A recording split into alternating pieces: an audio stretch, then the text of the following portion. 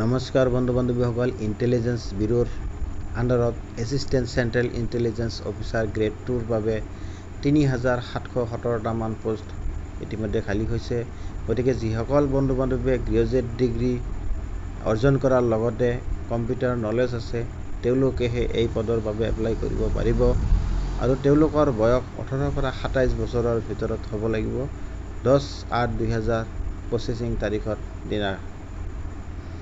গতিকে যিসকল ইউআৰ আনৰিজাৰ্ভ কেটাগৰীৰ মানুহ তেওঁলোকে 1537টা পদত এপ্লাই কৰিব পাৰিব। EWS সকলে 442টা, OBC সকলে 946টা আৰু SC সকলে 564টা আৰু ST সকলে 226টা। এই মুঠ 3,717টা পোষ্ট ইতিমধ্যে খালী হৈছে।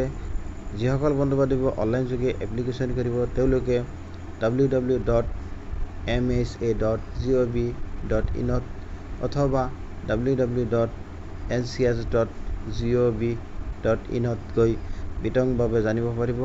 গতিকে যিসকল বন্ধু বান্ধৱী মোৰ ভিডিঅ'টো নতুনকৈ চাই আছে গতিকে তেওঁলোকে মোৰ চেনেলটো ছাবস্ক্ৰাইব কৰি দিব অথবা ফ'ল' কৰি দিব, ভিডিঅ'টো শ্বেয়াৰ কৰি দিব যাতে সকলোৱে চাব পাৰে।